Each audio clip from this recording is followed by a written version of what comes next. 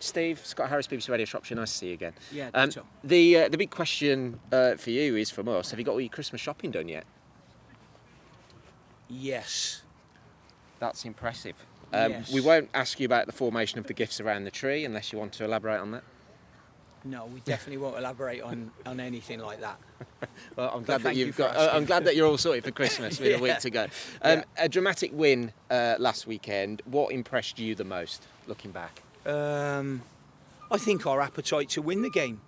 You know, Bolton are a really good team, and as I've said before, I just think the appetite to win the game. That's the thing that impressed me more than anything else. And I think, what you don't realise sometimes is when the guys go 1-0 up and all of a sudden they're pegged back, that's a bit of a kick in the teeth. Then you take another kick in the teeth when you go 2-1 down, and the character they showed, I think, to come back into the game was incredible, really. And against a really good team. It wasn't as if we were playing a lesser team, and I don't mean anything by saying a lesser team either, really. It's a tough game, this, and to get wins on the board are very, very difficult. But I think we deserved it in the end last week. I definitely do. And can you describe the buzz of winning in that fashion for you on the touchline? What's it like on the touchline watching that type of win? I think watching any type of win is fantastic, really. I think that probably when you get the win so late, immediately, I'm thinking, what are we going to do now to see the game out? But luckily enough, we'd already talked about that going into the game because of the goals that they'd scored from the 85th minute onwards. So we'd already spoke about that. So it was pretty easy to tell one or two players, and we knew what we were going to do and what we were going to drop into. It was like a what-if situation, I suppose, really. And I guess, really, what has impressed you the most about this particular group of players that you have? What do they have in terms of that mindset in situations this season? I think it's not just those situations, it's what they give to each other. They're a very giving group. They're not a selfish group. They care about their teammates. I think genuinely they care about their teammates as well. I don't think there's anything false about it. And a lot of the time in this game, you can inherit groups, or you can take charge of teams where, certain players want to be the focal point of everything. And I don't think we have one particular star in our team. I think they're all stars, and the way they are and the way they treat each other, as I've said before, not just out on the pitch. It's what they do in and around the training ground, how they are as a group together. They're just very giving, and I just think I love people who give. I'm not too fond of the takers, but I love people who give, and I think they do that to each other. Is there an area of development over the past, say, month that you're really quite proud of with this group of players? I think the whole package, really. I think that, what goes on the training ground is there's a lot of work that goes into the stuff on the training ground, a lot of detail, and I think them seeing the benefits of that is a positive sign, because they definitely are seeing things that are coming through now, whether it's attacking or defending. We've been lucky enough that we've benefited from both sides of the fence this year.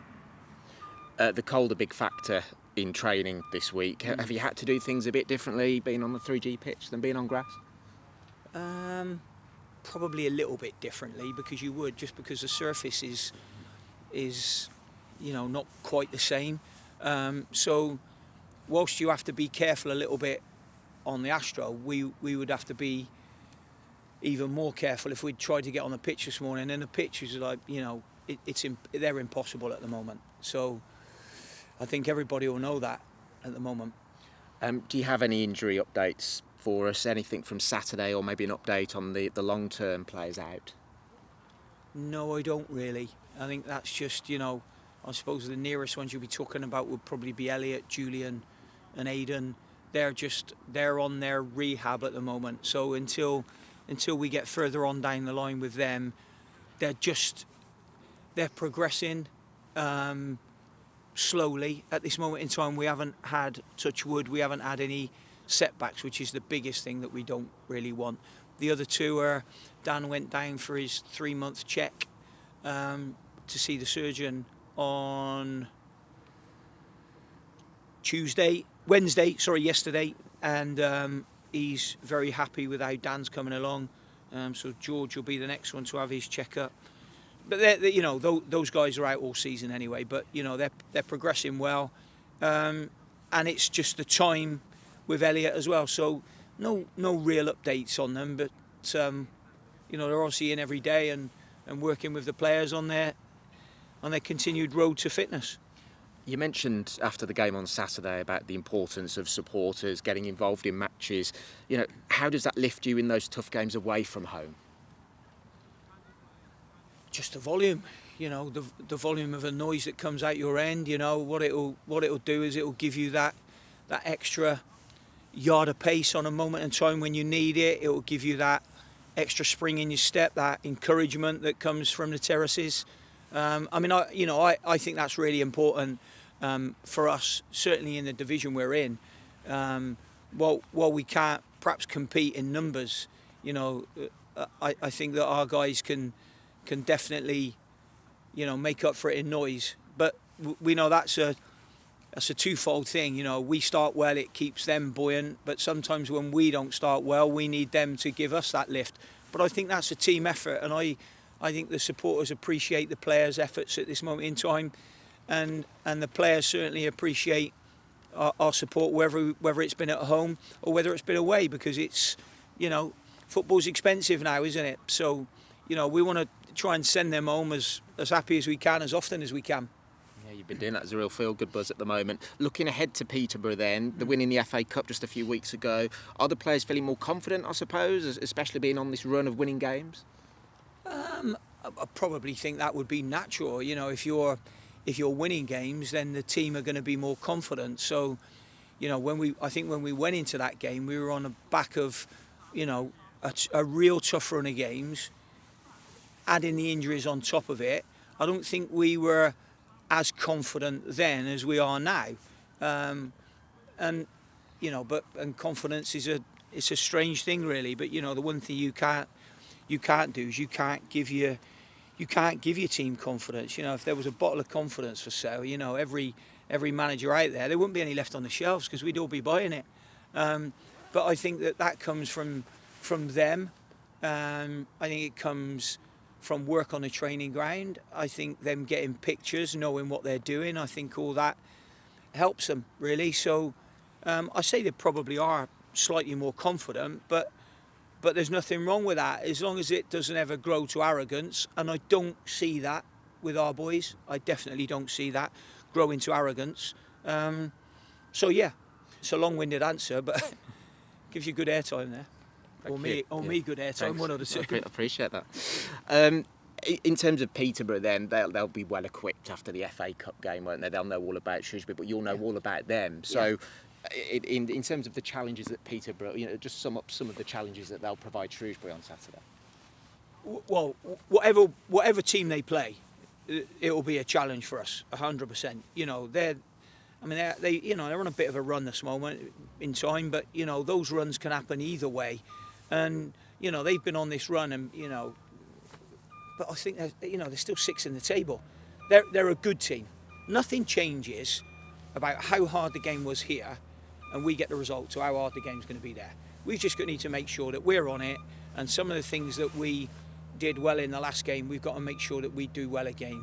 And they're a good team. I really like Grant. I think he's a good manager. And he'll be just going through at the moment what all of us go through from time to time, and that's sticky patches. But I'm sure that they won't be long in that because they've got too many good players at the club. At Christmas time, we talk about milestones, roughly the halfway point of the season. Did you set a target back at the start of the campaign where you thought you might be at Christmas? Have you surpassed that? No, I didn't. So then no to the next one as well, really, isn't it? I didn't set a target for Christmas.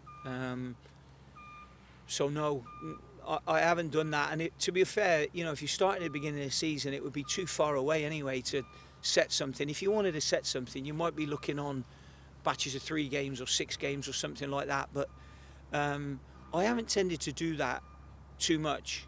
And if I do it, I'll do it probably privately. And it's not that I wouldn't tell you guys either. I wouldn't, but I might not even tell the players that. You know, sometimes you can have things.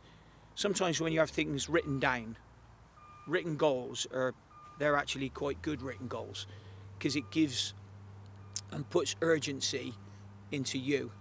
So I might have it, but might have that for myself rather than sharing it too much. Obviously, I'd share it with the staff, but I don't know if I'd always share it with the players, and I definitely wouldn't share it with the media. I wouldn't share that with our own media, let alone you two guys.